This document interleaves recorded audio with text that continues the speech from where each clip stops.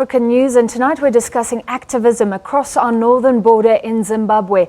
Well, as we've been reporting before, the Harare's Magistrates Court has now remanded cleric Evan Mawarire in custody until the 17th of this month. He appeared on charges of subversion, plots to remove a constitutionally elected government, abuse of the Zimbabwean flag, and inciting violence. Mawarire was arrested at the International Airport on Wednesday on arrival from the United States after 6 months in self-imposed exile. The pastor founded the hashtag This Flag protest movement, frustrated with the state of his nation.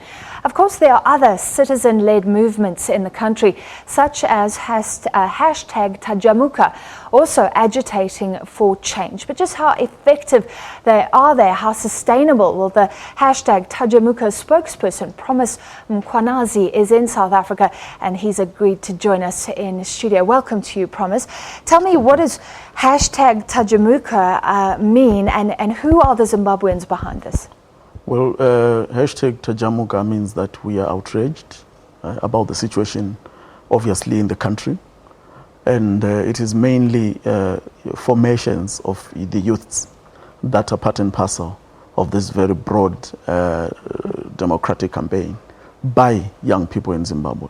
And they do so through pragmatic and tangible action in terms of peaceful protests, litigation, and other campaigns that will advance the objective of realizing the democratic change in Zimbabwe. And can you work with each other? Tajamuka and this flag, does it dilute the support, or can you all feed into each other to build up opposition, I guess? I guess every actor is important. And I believe that we have the potential to complement each other. In fact, we have complemented each other in the past. The protests that took place last year were as a result of that complementary relationship between this flag and tajamuka and other social movements that are emerging in the country. So coordinated action. You have been detained in Zimbabwe. Tell me about your experience and what this makes you think about the safety of Evan Mawarire, who's now been detained. Well, it's obviously not a pleasant experience. First and foremost, there is nothing that is as painful as being denied your freedom, especially when you know that you're innocent and you're being arrested for your political beliefs. So I feel for my brother. I know what he's going through. And I can never say that he's 100% safe when he's in police custody. The conditions there are not conducive for human habitation. And the situation is not good for him or for anybody else who is in police custody. I must say that it's not just Pastor Evan Mawarire who's being detained. We have several activists that are being detained. We have other activists who are being persecuted through the judicial system, who spend the entire time at the courts, being deliberately persecuted for being perceived to be opposed to the views of the ruling party.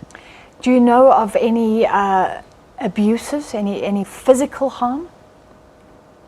There is always abuses, whether they are physical or they are psychological or they are political. The fact that people are being treated unfairly for what they believe in is in itself an abuse. The conditions that I spoke about that prevail in Zimbabwe's detention centers are not conducive for human beings, not least people that have committed no crime at all.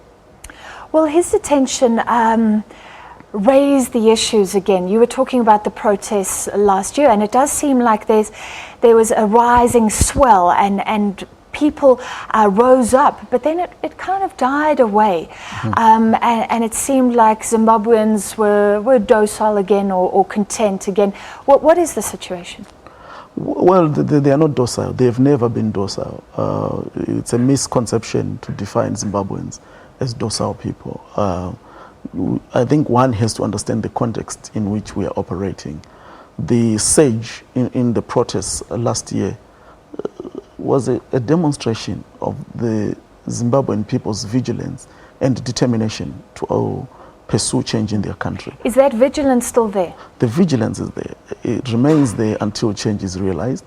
As I speak, there is a lot simmering behind the scenes. You cannot be on the high throughout. You cannot sustain that kind of energy throughout the process.